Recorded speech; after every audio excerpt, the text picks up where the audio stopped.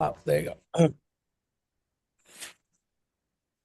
So, as I was saying before, um, the month of year, each month is different, and some months are like 2 day months. Like today, yeah, today Rosh Chodesh, and sometimes it's a 1 day Rosh Chodesh. This year, not year, but year, right? It's a 2 day Rosh Chodesh, and that gives us opportunity, right? Really to go start tonight, continues tomorrow, and then Shabbat is also Rosh Chodesh, so it's very special, right? Can I ask a question? I'm very ignorant. Why would it be different month to month? If you are very ignorant, I don't have an answer for you. If you are just a Jewish girl, who wants to know more, I will probably have an answer for you. But I don't have answers for ignorant people. Oh my Okay. gosh. So you can Okay, I'm the Jewish restate girl who yourself. wants to know more. Okay, go ahead. It's like the Seder, the four type of kids. Right. So, but what's the question? Why some months Rosh Chodesh is 1 day and other months it's two? You see, the Jewish calendar is very complicated, actually, not just to say the least. First, you have a calendar that has 7 leap years, in the middle within 19 years round. So some days are Rosh Chodesh because really today, even if it's Rosh Chodesh, today because it's the 2 day Rosh Chodesh, today will be the last day of the month before, and the month of Nisan. And tomorrow night will be the real first of year, right? So it has to do a lot sometimes with a lot of things that happen with calendar, and sometimes there is a 2 day holiday, 1 day holiday, things like that. It's really about, remember that the Jewish calendar, it was developed in Jerusalem, but then we went into exile. So we have diaspora. So they didn't have WhatsApp or type of like internet or emails, even like to send a telegram, so they had to really fly. I would say fly. They had to really like travel, right? They didn't even have airplanes, like in 2 hours they can get from Jerusalem to Babylon. So all these announcements, in order to announce something, they will do it. They had a system of torches. So they will see a torch, and the next city will see a torch, and then they will pass the torch, and they will see it until actually it gets to the right places, saying like, "Hey, it's Pesach." Oh, by the time he got, to the wherever town over there, it was the second day. That's why in the diaspora we have one more day of each holiday. It's because it was by the time it was announced, they didn't have like Google Calendar, so they needed to figure out one way, and they have this system of torches. So what? Is that where Pass the Torch comes from? I don't know. I think that comes from the Olympics or from the Greeks. Or maybe they got it from the Greeks too, Right. because they were influenced too. I mean, they were influenced by the Greeks too, even before the Babylonians. Well, in between the Babylonians. I don't know. We need to find out, more. Yeah, I have to research now about, the torches, where they come from. Debbie and I have lots of questions, so yeah. No, it's great to have questions. So yes, it's a lot of things about the calendar. What is 1 day, 2 days? It's really, about those logistics, especially. Wow, here's my wife coming. You see? I did I tell you? I didn't see her, but I can feel it. I said my wife is coming. I could hear it. I know your steps. Your footsteps. The footsteps, I know the weight, I know the energy, it's so interesting. Thanks what I said before I saw her. Yeah, of course. We've been hearing those steps for quite a few years. Yeah. My son tells me, there she is, click, click. Right. And the keys. Right. I love it. Kind of like the jail, like sorry. You can compare me to something else. No, it's because the keys, You're recording yourself. That's okay, it's so good. Let's do this morning. Has been a way, has been a day.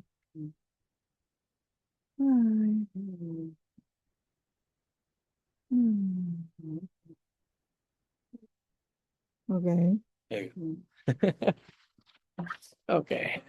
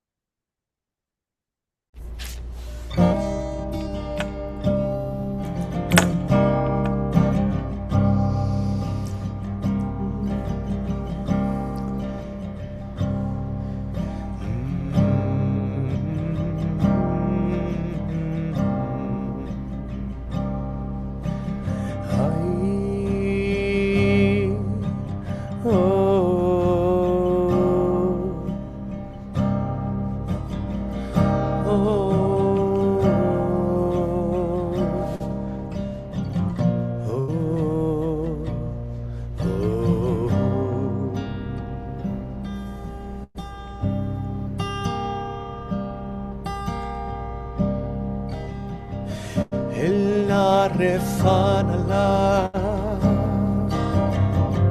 el na refanala, el na refanala,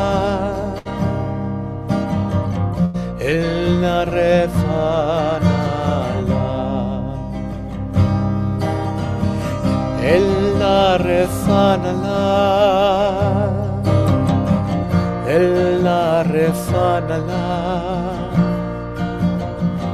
el na refanala, el na refanala, el na refanala,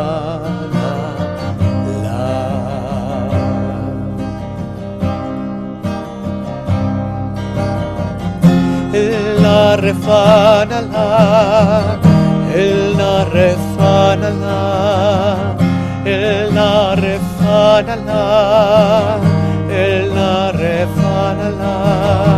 na refanala,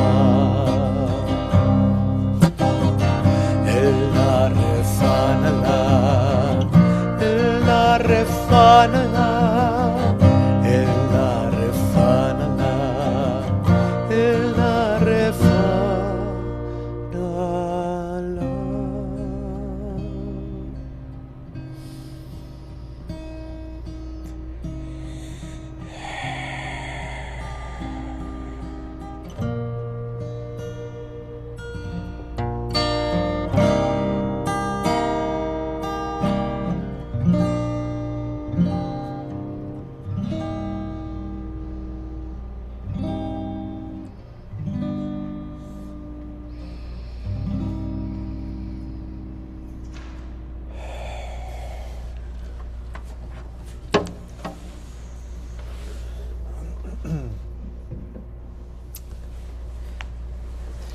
So the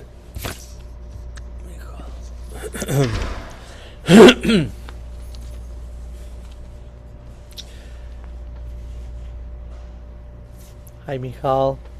So the reason I was singing and chanting the these words from the Torah, these words are really come from the book of Numbers, the book of Bamidbar.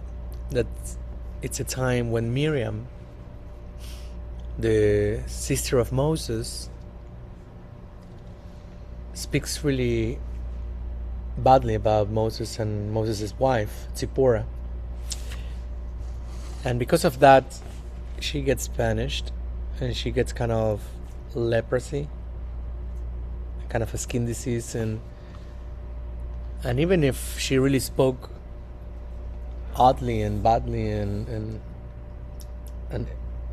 lashon hara, right, like evil against Moses and Moses' family, he prays for her.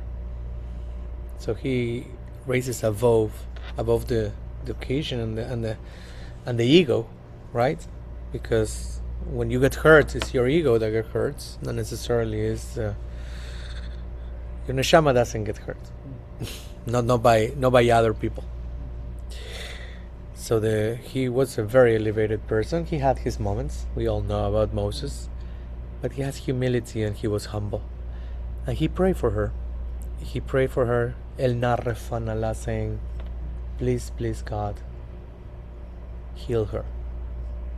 And we use these words. The rabbis thought that they didn't think, but they recognize that these are the first words of healing ever written in our Jewish history. And that's why we use these words when we are praying in the synagogue, when we pray for others. If you really open the Siddur, there are other formulas, so like the Misheberach we sing, but El Narrefanala is like, and El Narrefanala, and it's not really like the theme of today. I'm not the theme. It's not about a class about these 5 words, El Narrefanala, right? Which is also can give a whole class about this, also the numerology of this and what it really means, and which we'll get there when we get to the book of Numbers. Right now we are in Leviticus, so it's going to happen soon. And but today is Rosh Chodesh Iyar, and Iyar is the natural month of healing, or the month of natural healing, either way. What do you mean by that? The rabbis, how do they get to that point? How do you get to that idea that this is the month of natural healing? Because when you see the word Iyar in Hebrew, you write it with an aleph, okay, which goes for ani, means I. Then the two yuds in the middle is a way to write the word God, Adonai. And then the resh, rofecha. So I am God, your God. I am God, your healer.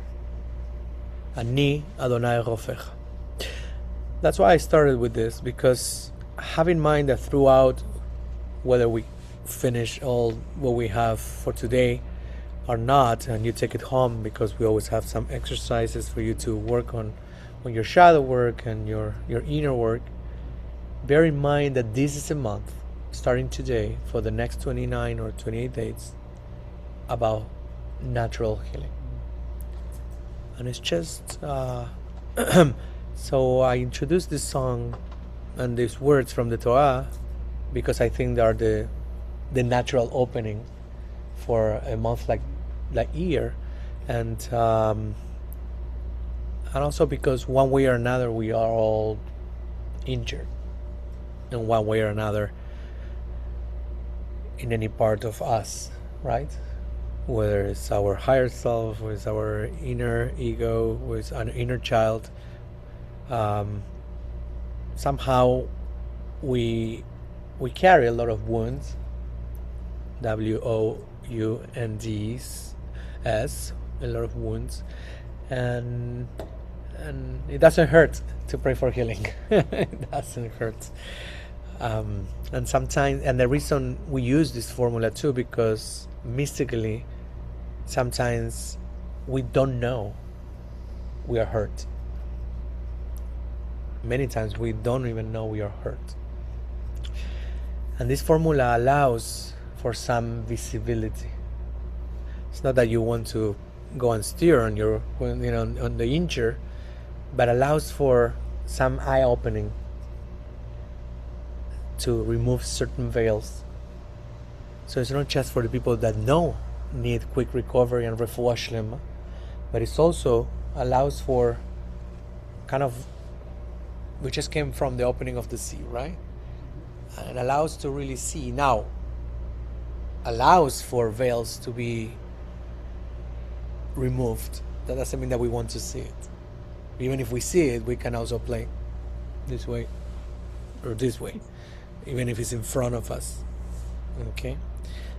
So at least bear in mind that the month of Iyar is a month of natural healing. And what it means natural. What do you think?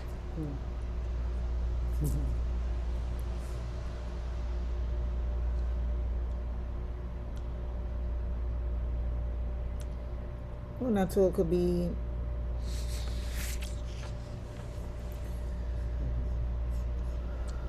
when we are walking and we're barefoot and you punch yourself into the little pinky and into a wall. Sometimes when you have like a little boo-boo, it happens to be that you, for some reason, you always get to hurt the one that is already in boo-boo, right? Like the pinky that is already having a concussion, whatever, you ended up touching it again. How do you know, or probably like the rabbi said, how do you know that you sometimes you don't know that you have a boo-boo there, you just touch it and then you realize, oh, it's hurting me. Why is hurting me? So at that moment, is that a natural healing? Is that because what it's telling you is that you have a boo-boo but you didn't know. It's a trigger, but then during this, I'm going to speak about my own experience. During this year, I've been, hello, hi, I see you guys, but I don't see myself. You're there. Okay. So during this year, I experienced something with my father. He behaved in a way that touched a few wounds, and I didn't know that those wounds were there still. I'm like, I can't believe it. This is hurting me again. So it seems like, did I do my work or did I not? And in my opinion, I did my work. But here it was, the little wall that touched my boo-boo that I thought it was healed. So sometimes you want to really hit the, I don't know, you want to be angry at the wall, right? But the truth is that it helped me to find out what I needed to work on once again. And so I have two choices. I have the choice of being angry all my life, or to rethink what part of this whole soap opera I haven't healed, and why. And why am I carrying it? And I'm still there. But that's part of the natural healing. Sometimes we just healed up to a certain level, but we're not ready for the rest. But when we're ready, then the universe brings you the peace that helps you with the rest of it. See? This is help. Cool. Diagnosis. Serious diagnosis. Well, diagnosis is our assistance. We don't want to see them. Yeah, they're support. Meaning they are ways to knock on the door and say, do you already see it or no? Sometimes we don't see it.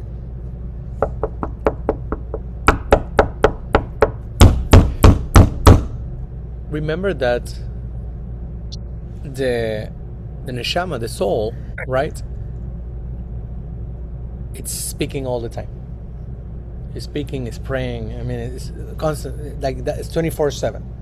At least that's what Rav Kook says. You know, Rav Kook says like, soul, neshama is all the time praying and everything. It's when you open up your mouth, you know, actually that you connect. You know, when you're really connecting with the soul, then you know you can understand what the soul is doing all the time. But the soul is like 24/7. It's like the servers, you know, when you go to those places, those big factories and companies, and you have the servers like all the time, 24/7. That's the soul.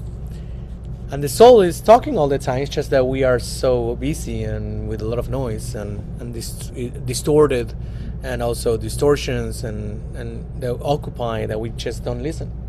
We don't have the time, or we don't make the time.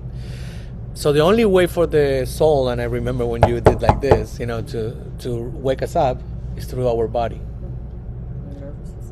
our nervous system, 100%. right? So when the body gets sick, body means everything, right? Mentally or physically. It's the last or resort exactly. of the soul talking.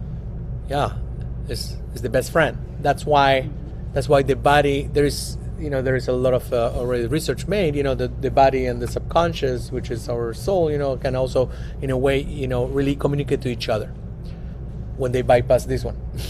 Right? So that's a little bit of the work that we need to do this, or we are able or available for us to do this month. Let's go through the list, because as you saw last Rosh Chodesh, we always like to present, you know, the different attributes, you know, that the month of Iyar has. Remember, there is always like a letter that created the month of Iyar according to the book of Yetzirah, or the book of formation. There is a zodiac sign connected to it. There is a sense. There is a planet. There is a tribe. There is a body parts, and it's also a divine name that eventually gets permutated, for different more mystical connections. So let's start with the first one. We said the Hebrew letter, right, which is the attribute of Iyar, is the Vav. So the Vav is a letter that is related to connection. It's on the top, and the ones who are online, you can see this. I put this share screen. So as you see, the Vav here is shaped like a hook, right? And it represents the bridge between the spiritual and the physical has always been like that. You talk to any spiritual Jewish person or mystical, it would say that the Vav is always connecting heaven to earth. Okay? As a matter of fact, the letter Aleph, it's really connecting two Yuds. If you, the middle one it's a Vav, then you have a Yud that is what is called the heavenly Yud, and the one that is for humans, the earth Yud. And the connection is the letter in the middle. So the Vav is always connecting heaven to earth, spiritual and physical. The ego's challenge is to stop being an obstacle and become a conduit of healing light. Okay, so too much of heaven is a problem, right? Getting high all the time is not no good connection. You get connected there, but you can stay there. You can cling, to that being there, and it's not enough. Being all the time in the physical and the ego being an obstacle, right? Whether it's for fear or for arrogance or for power, it's also a problem. So the idea is always get the connection. So the connection is like one responds to each other. Physical talks to spiritual, spiritual talks to physical, and becomes almost like an ongoing movement. Yes. You just mentioned something before you go. Today I was watching this video of this guy who is an energy healer, and he was talking about drugs and addiction and things like that, and I ended up finding it very amazing. And then he mentioned something that it called my attention, talking about the connection and talking about being above, being here and being there, like being a vessel of the light and then bring it to the earth. And he mentioned something quite interesting. When we call it, when people use drugs, we call it high, right? And he mentioned that the centers of energy, when you use weed, for example, but people say that it's not addicted and all that, basically does the following thing. One, it's that it closes the chakras or the centers, the first ones, which means they don't let you go down. And another, and also blockage. You think that you're high connected, but the truth is that you are putting yourself at risk, not only because of the addiction, but also spiritually. It opens things that you're not supposed to open. So at that point, you stop being above in every sense possible. You cannot connect and you cannot come down. That's why people who you're stuck in the middle. You're stuck in the middle, kind of thing. So you can do nothing actually in the earth, and you cannot connect to the higher self, which means that you are basically nulling yourself up, like blocking yourself up completely and wasting money. And also that another then he talks about cocaine, right? And then cocaine is kind of the opposite in some way. It brings the person to the body, like a lot of energy and a lot of thing, but then it crushes it up completely, the body. You see, people get very tired and all that. So I thought about when you were saying about being a connector, how we think that being, when I meditate, we connect without anything, without any use of anything. External. You can connect and be high, and if you clean your vessel, meaning what we do here, and then you are able to bring that into the earth and make it in the blessings that you see every day in your life. The blockages here are the ones that, for as much as you pray every single day and you do a meditation, but if we don't work on the hurt and all the blockages, then nothing gets down to earth. See? As a matter of fact, since Marcela mentioned that, instead of going through just the list of all the things, since we already talked about Vav, let's do the exercise. Since our class is going to be shorter today, let's really start working already on some things. So if you go to the second page, right, where it says the Iyar shadow work, right, the healing the internal vessel, especially you mentioned the word vessel, here's the letter Vav, the shadow of disconnection, right? So here are questions for you to answer, and if you have a pen, you have a pen? You have a pen, Jill? No? Here, okay. Shadow of connection. There you go. So in what area of your life do you feel blocked or disconnected from your spiritual purpose? That's for us to answer, right?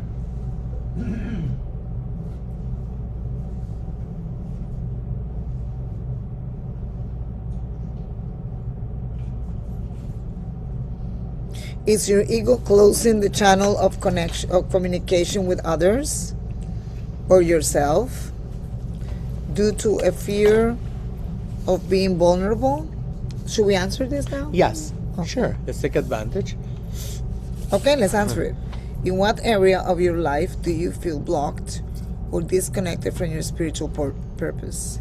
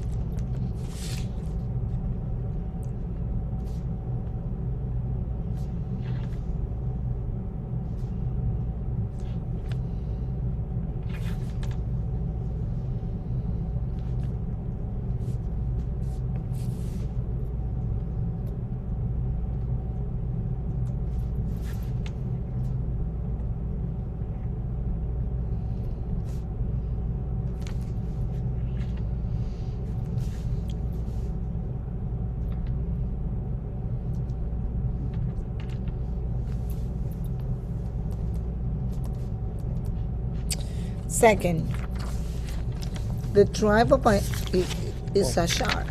Issachar, but we need to go first to the list to understand why we have Issachar there. Are you all done with the first part? Okay, it's fine. I am done. You're done? What about on the online there? File and listing? Hello? You done? Okay. So let's go back to the first page when we have the tribe of Issachar here. Right? Remember, we all have each month, because there are 12 tribes, we have 12 months, so we have one connected to each of the months. So this case is the tribe of Issachar. Okay? So the tribe of Issachar is known for their deep understanding of the calendar and sacred timing. Teaches that healing has its own pace and cannot be forced by the ego's impatience. That's to master the time, right? We were talking before at the beginning when we started, about the Jewish calendar and the complexity of it. So what does it really mean, to master the time, or to master the calendar, or to understand the depth of it? You asking? Yes. You gonna answer? Yes. Okay. But I want to hear from you. From me? Yeah, what does it mean to master the calendar, to master the time? Depending on what we're talking about. The whole idea here again is about process. Okay? Because once again, if we have impatience, right, we don't have sablanut, patience that we say in Hebrew, and we're going through the process, we will probably look for other ways to try to heal. And going back to what Marcela was saying before, the use of drugs, or the use of some type of sacred plants, and things that might make your journey to heal faster, or looks like it's faster. Not necessarily it is that way, right? Having revelation and having enlightenment not necessarily is about process and healing. It might be at the beginning, might be confusing, might be distorted, might be difficult to grasp, but not necessarily is the process of. So understanding time and timing, right, and understanding how the calendar, we're talking about Jewishly, right, that's why we do these classes. The classes are all about season, the season of this, the season of that. We understand that this month carries the energy that is available for us in order to do natural healing. So let's use it, right? Remember last month when we talk about being the first of all the months, we talk about that the first 12 days were available for us to connect and almost program, in a way, each of the months of the year. So understanding the calendar, understanding the holidays, understanding the timing of everything. If we have 49 days from Pesach to to Shavuot, called the counting of the Omer, right? There is a reason why there are 49 days that we need to wait until we hit the 50th day, that is Shavuot, right? If there is between Shavuot until the first of Elul, there's 120 days. These are numbers that are very round. These are numbers that mean something. So understanding the calendar, understanding the timing, because it's the calendar, it's the timing of our neshama, of our soul. So there is a process. Sometimes, you might want to start a process, you might not be ready. I wanted to be, I remember I wanted to study in the seminary when I was 15 years old. They told me you need to finish high school first. I was not ready, right? I was not ready for that. And for everything there is a timing. There is a time, like the book of Kohelet, the book of Ecclesiastes says, right? There is a time under heaven, right? For everything. For everything, turn. There is a season, turn. And we need to respect that.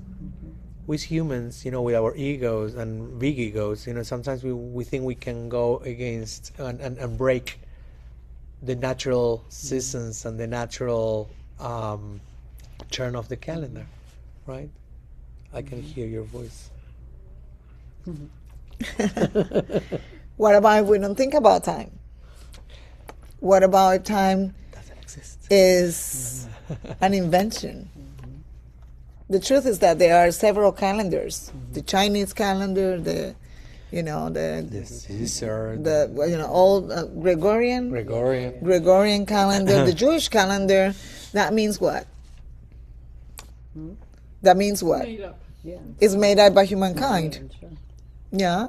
It is also true that there are spaces in time that can be used like portals, that can be used to connect with the divine, let's say there are moments of higher vibration. But what about if we actually stop thinking? What would you think if they never tell you that you have a birth date? So you don't know how many years you are, how old you are. And that means that probably you don't get old because you don't think about the age.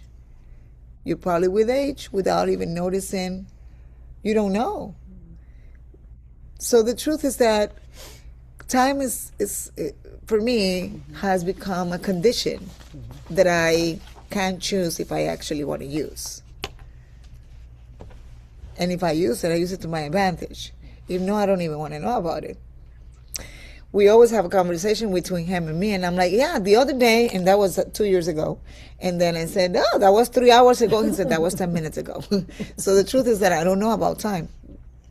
It's so difficult for the rest of the world, but not for me. See, so what about time is how much time conditions our life. I'm saying that to live in this dimension, we definitely need to know and be aware of time. However, if we actually may attach our emotions to the timing, we're going to be always in defeat. At this age, I was supposed to do this. At this age, I was supposed to already do this or that. And that's whose invention. And it's true. And I think, and I agree with you. I know you do. 1,000%. I sleep with you, I know. Do you? Sorry. That's okay. So, but I think that in this case, because it's all about, really the month of Iyar, I'm talking about healing, I think it's about process.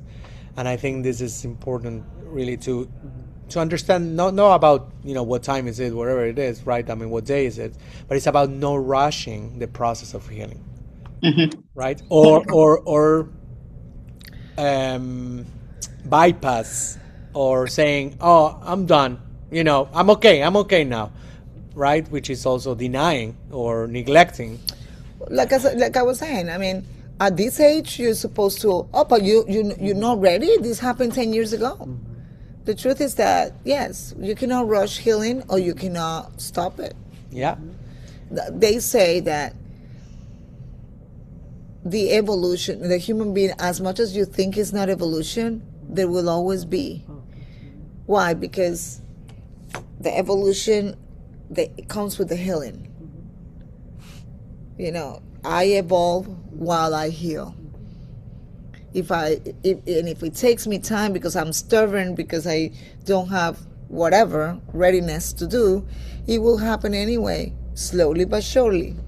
If we take you 10 lives, it will take you 10 lives, but it will continue, and the healing will pass with time. Can I say one thing? Absolutely. Of course. So my son got me this book, and with what I'm going through right now, the book, I don't know if you can see it. No. I can see it, but I cannot read it. Yeah, we see it's red. What The is the title? The Ruthless Elimination of Hurry. Wow. Very apropos.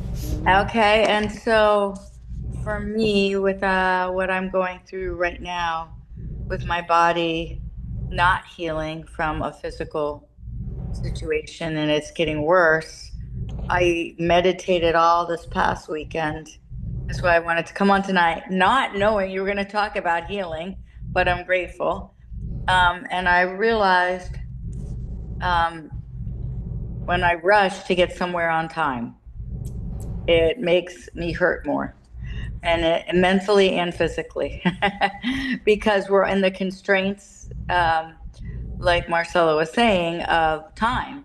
You have to start the class at 6:30. You have to get your things on. You have to whatever. And so it's when you're not feeling good, when you're not healed, when you're in pain, it's harder. And so I've just been working on acceptance and asking God, okay, just give me a sign. There's a reason we're doing this right now. I don't know what it is, you know. So it makes sense, and I'm hoping for more healing. But I am definitely asking for patience also in the midst of it. You know, when we go about, Leslie, thank you so much for that. When we in the moments where our body hurts, I realize it's a condition that comes also with a lot of judgment. Like we felt judgment, we felt it, judging ourselves, judging somebody else, being judged. It's a lot of judgment in some way or another, because like Leslie was saying, it has to be at this time, and if I don't come at this time, then I'm feeling bad with myself, people's gonna talk about me, all kinds of stuff, all kinds of thoughts. And I believe that at that point, who cares if you know, at that moment, it's important that I be kind with myself. I'm the one feeling the pain. Not that I don't care about you starting the class at 6:30 or you coming. It's not that I don't care. But what I'm not going to do is beat up myself, because it's not working. It's not helping me.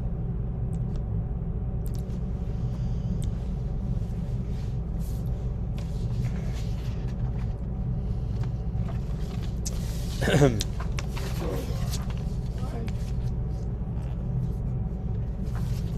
have a rare neurological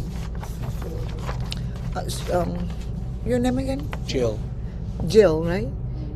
Jill is saying that she has a rare Neurological disorder. neurological disorder. So all the time when the word healing comes up, I'm a little less than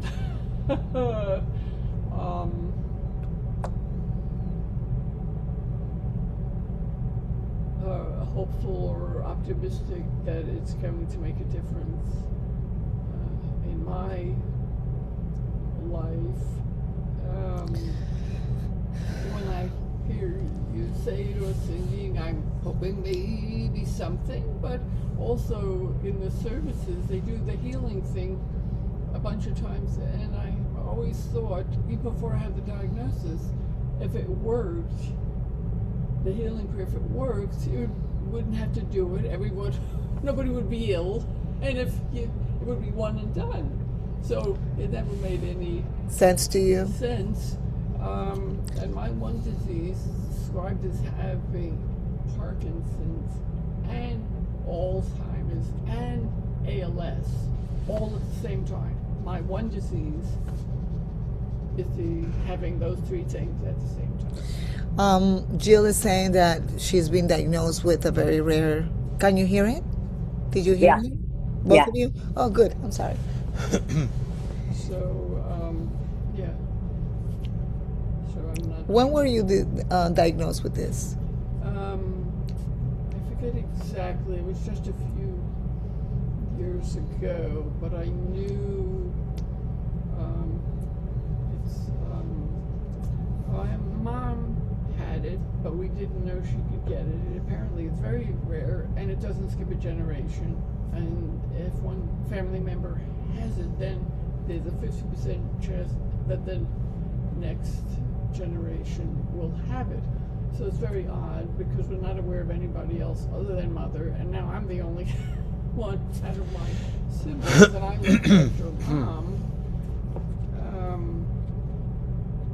So I knew back in 2005, I think that's when she got diagnosed, or that's when she passed away, so I forget it was a few years before. So I knew I could get it. So I tried to get tested back then. So it's been on my mind since 2004 or something like that. You know, I tried to, as I say, go different places to get the testing, and nothing came of it. And then just a few years ago, I got diagnosed. So. Did you ever see or watch the movie The Law of Attraction? No, I don't think. Did you ever see it? Any of you? The Secret. The Secret, yeah, The Secret. It's a pretty old movie. It's a documentary, more than a movie.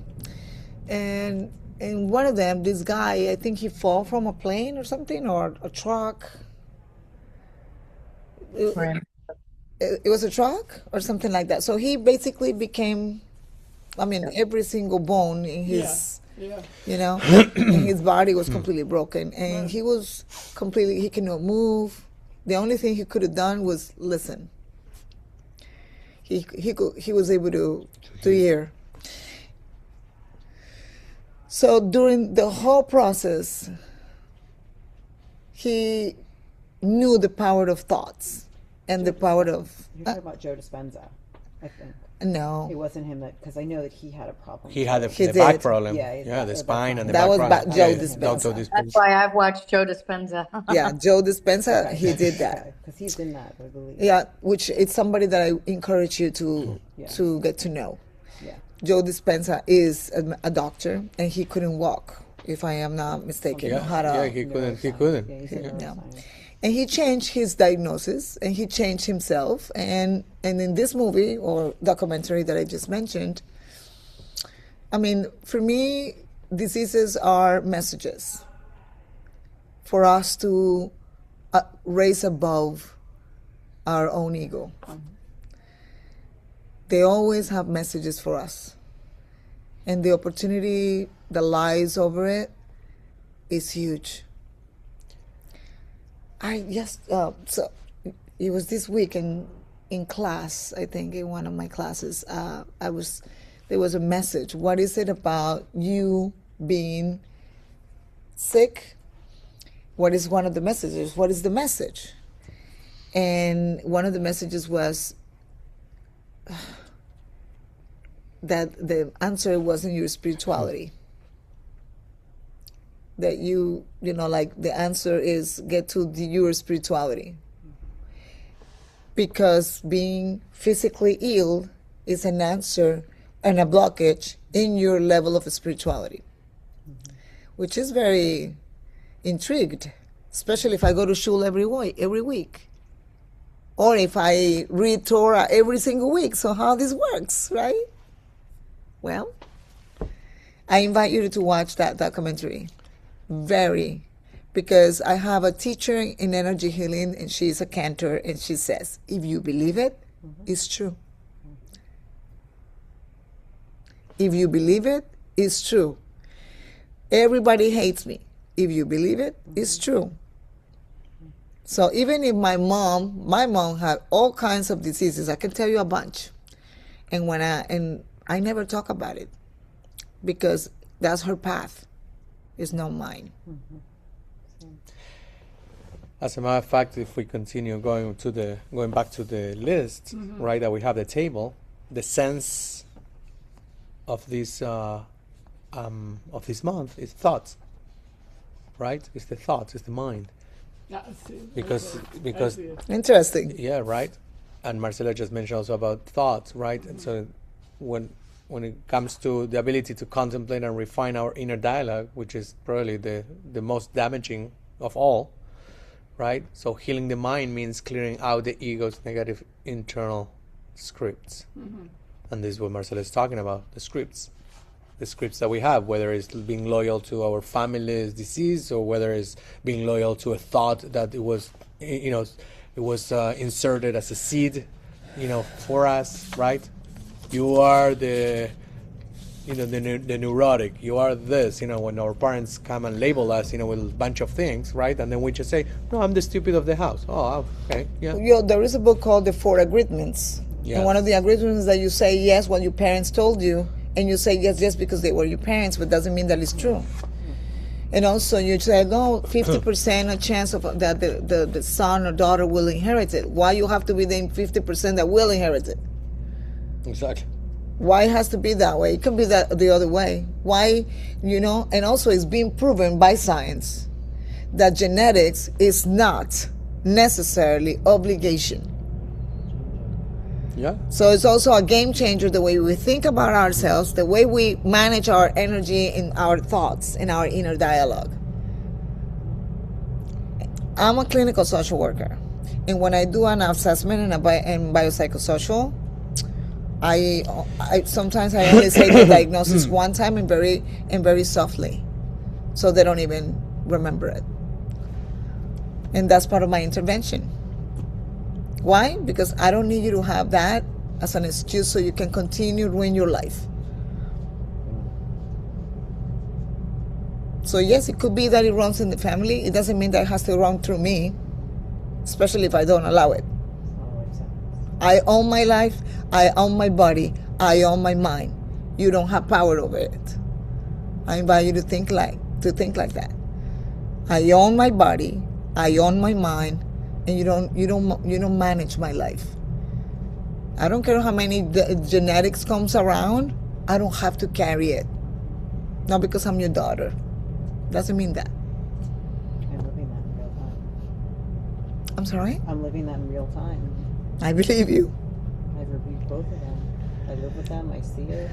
Yeah. Reverse role model, everything. And my siblings, everything. I've rebuked it all. I'm like, I'm not taking on that. Good. You're not passing on that torch to me. I refuse. Yeah. And I walk away from not them, but the idea. I know what you mean. Yeah, I know you. I honor you, I respect you, Yeah. but I don't repeat. I'm not repeating. I'm not carrying on that. I'm slashing that generational pattern. Yeah, I change it. I am receiving the rock, I'm giving you the flower. You don't have to carry the rock. Yeah. What about you receive from your mom the flower and not necessarily, not the flower, the flower, is it? Flower. The flower. Yeah, the flower instead of the rock.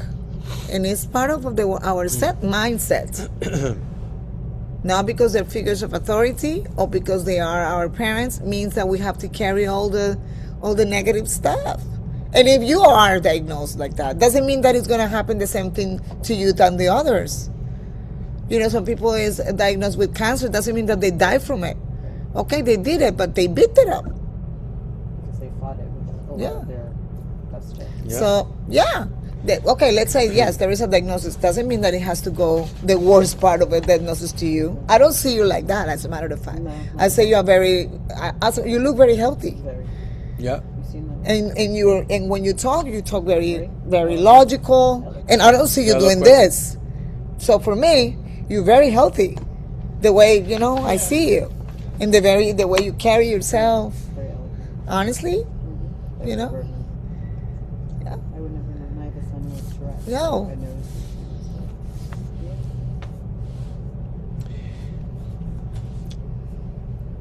There is without question a lot to talk about here. I'm going to send you this as a PDF for those who are on the other side of the cybernet. But I want to tell you something that Rabbi Nachman of Breslov, with this I want to conclude today, and the rest you can continue at home, filling out, working, do the exercises. So Rabbi Nachman of Breslov, he was called the doctor of the soul, right? And he was very known for that.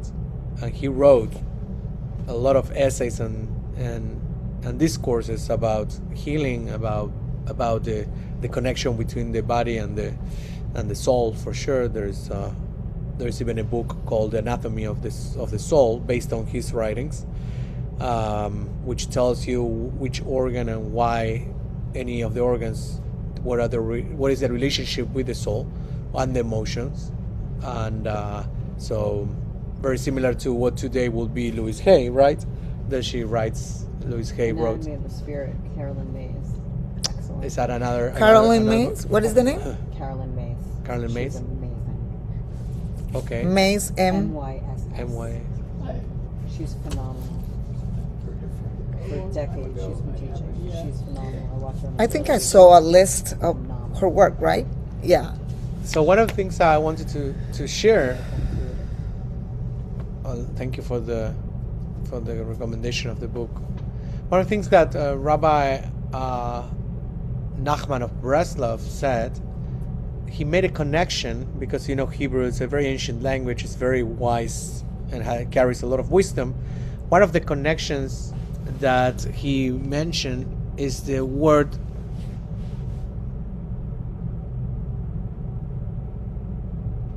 machala, right? When someone is sick, you say that it's chole, right? Cholim, when we say, for Misheverach lacholim, right, to the people who are sick. So when we think about the word machala, which is kind of like sickness, which sometimes is used at times, to also use for epidemic, right? We say nego machala, and then he comes and brings all other words that carries the same root in the Hebrew. For example, the word mahol carries the same 3 letters of the root of the word. Mahol means dance, or a dance, right? And also carries another word that is called mechila, which means, we say this in Yom Kippur all the time, right? Which means pardon or forgiveness. So these 3 words are totally connected, for Rabbi Nachman of Breslov, that when you are in a situation that your soul or your body is going through sickness or illness or an epidemic, in your own system, that there are 2 things that you need to do. One is shadow work, right? So you can forgive yourself or forgive others sometimes. And the other one is to dance. Mm-hmm. To dance? To dance. Celebrate. Yes. It's to celebrate. To celebrate. It's to celebrate, to dance. And also dancing is not just celebration, and also that brings your, your frequencies and your vibration, really, put it very high. But also there is a connection with the other word of dance that is not specifically mahol. Mahol is used in the Bible. But another type of dance is called rikud. Why we say rikudeyam? Because the word also is related to, how do you call when you... Make popcorn? No, when you make popcorn, no, when actually you tamisize? Tamizar, ¿cómo se dice? When you actually get the flour and you do this with... to sift. Sift? Yeah. So it's doing the work, like the internal work kind of thing, is what you're saying? Like No, actually, when you what will happen is that the word that they use for sifting, or sifting is the word, right, is the same thing that when we dance. When we dance, we shuckle off all the things. klipot and Yes, it's all the klipot and all the problems and everything. So dancing, We're I sifting through love to our dance. stuff. That's We're great. sifting through our I thing. used to go ballroom dancing even before I came down here. I haven't been. I was going She's three saying that she has 3 hours Yeah, right. at a pop, an hour for lessons, and several times a week, and some of it's a live music. you see, Just before I came down, It's amazing. I've been doing it for years. The ballroom, And Pompano, there's a lot of that. beautiful. That's right. like There other are. kinds of dancing And- too. And as a personal story, I didn't know why, and I understood this when I entered in the world of Kabbalah, thanks to Marcela, and that when I was getting divorced, like 12, 13 years ago, I was desperate. Of course, things were really rough.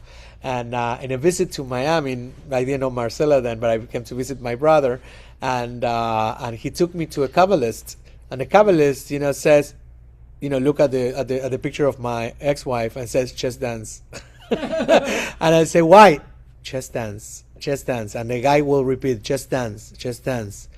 And be sure that you are actually strong into your steps and dance and sweat and chest dance. And I didn't understand this until I was studying this, and it really worked. It really worked, And I was very skeptical because I was on the second floor, in a condo, so I didn't want to interrupt or disrupt the So people. what did you So what- find at the right. end of your process? Because did you it were do for alone you? somewhere and you had a goal. In other words, I'm out in public dancing. Well, I've danced at home too, but So what so- happened? Yeah, what was your outcome for that? They'll come. yeah. It started. Well, I met her. But so you got rid of all the klipot, all the. I didn't know anything about that at that moment. I was somehow maybe. Would you say it's like clearing your chakras, clearing? Yes, your as a matter of energy, fact- clearing all Well, that oh, away? today I understand it Yeah. as that. I understand. funny. First of all, it Yeah. really, higher my energy, Sure. my vibes, my Sure, frequency. of Today course. I understand it differently. That then I just did what he did. So I put music, all the, like a lot of klezmer music, rock and roll Yeah. music, ska music, all the music of my teenage years, and I just went and danced and danced and danced and danced until actually I will fall asleep on the floor. It's funny. I've done that a lot. So I wanted to say something. Since I've been not doing so well, so one thing I haven't done, I was a former dancer. I danced in the Super Bowl halftime show, the Orange Bowl. My favorite thing is, I always tell people, is dance like nobody's watching. And you know what? I'm glad this was brought up, because I'm going to throw some music on, and around what's going on with me, I'm just going to dance. It's so freeing, and we're all rhythmic. I've worked with severely mentally and physically challenged. I've worked with Parkinson's. I've worked with dementia. And rhythm. Everybody likes music. At the, memory care center, you put on music, it sparks something in the brain. It's joyful. Children, they're crying, you rock them, you're dancing, you're moving them. We're all meant to move. And I love that was brought up as just dance, because if you can dance and not care, your ego's out of it, you're just moving to the music. It's freeing, it's exhilarating, it's heart opening, and you forget about your troubles The and power of the music in your when body. you do it, because you get into the music. And So something thank that, you. That's my Yeah, favorite part of Leslie. hearing that. I have to tell you. well, Leslie, even in the School of Energy And when I Healing- met you, we were dancing, Marcela. Remember? yes, Yes. in the School of Energy Healing, they make us dance, and in order for you to move your energy centers in your body, you don't just do the energy work with your hands or whatever. You move, and you know what makes your body vibrates is when you put the music that makes you happy. Let's say, in my case, you play a cumbia and you'll see my chakras moving. You immediately, and my body moves by itself. See, without even, this is not the Rebbetzin, this is the Colombian woman moving now. You see what I mean? So it's your heart, the one that has to move, not just your body. It's your heart, the one that, and you start moving, and then the energy, and you just start connecting with your higher peace, the higher self, connects with happiness. So Leslie, let's do it. And So I was going to for years also to go dancing to the Latin music. Did you like it? Oh, I love it. I love it. But I say I move like a tree. I feel like you, but then I look and I can't move like that. I just Well, but if it moves your heart and it makes you move your body, it doesn't matter what type of music it is. It has to move your heart. So, like the pain comes into your field and then touches your body, same thing. When your heart starts moving, then it's uplifting it. See, I'm gonna teach you. Is it okay, Rabbi, if I teach them a little exercise? Sure. Sure, you're late. We're We not gotta late. go. We're not late. Okay, I was good. gonna say I have to get going soon. But everyone Now? has to go. In 5 minutes. Yeah. So imagine yourself like you have a center of light here in your third body, Your solar in plexus. your solar plexus. That's And- the yellow color of the sun. Yes, but then Yes. you just imagine it, and then you start like this is like a piece of you where all your higher self comes down to your body and open it, and you start like like making it grow. See, and it's like a huge shiny, but just slowly. Do it at home, Leslie, and you can do it when. And then you just, when I sit here, I was just coming from a very harsh day of a lot of therapy and a lot of people with a lot of low vibration stuff. So my body is hurting, you see, because I was carrying the energy. So what I was doing when I sit down here was that I was opening my they say it my core star. So they call it like that in energy healing. And you just open it little by little, like you opening your higher, your shinest piece of your soul. And you just, instead of keeping it with you, you just open it until you are around it. And that will heal not only your feelings, but your environment. And you will feel differently every time you can. And that's like being in your core star stage every single time you can. In silence, you can put music, and whatever makes you feel good, like a little, a candle, something that smells good. I did a healing to the rabbi the other day, and we put some beautiful, amazing music, and then I just did the same. I just touched his feet, and then I started doing the same thing, and we started traveling together. I was sitting, and he was there. But you can do it for yourself, and you just connect with Hashem. You connect with you and with God, see? And you be you one. So beautiful. You connect with, and that it heals. You start healing or feeling the rest, the peace. Hallelu, helfe kodesho, hallelu, birki hauzo, hallelu, bikurotav. Hallelu, kerov gudlo, hallelu, v'teka shofar, hallelu, v'mo mechinor. Hallelujah, hallelujah, hallelujah, hallelujah.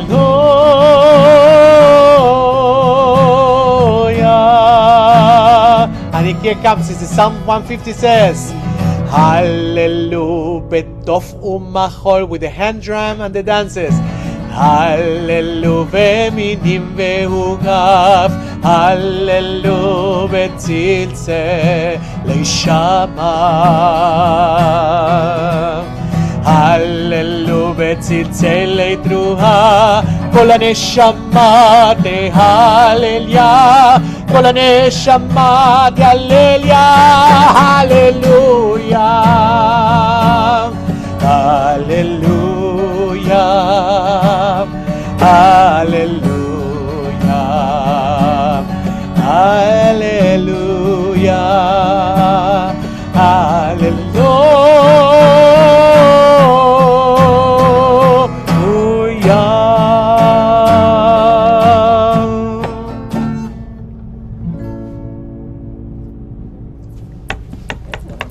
Thank you. I have to go. I'm late for We another all have Zoom. to We all go. have to go. Leslie, it's a Wonderful. pleasure seeing you. Chodesh Tov, that's what we Michal, say, right? Michal. Ciao. Bye, Michal. תודה רבה. Thank you. לילה טוב. לילה Laila טוב. Tov.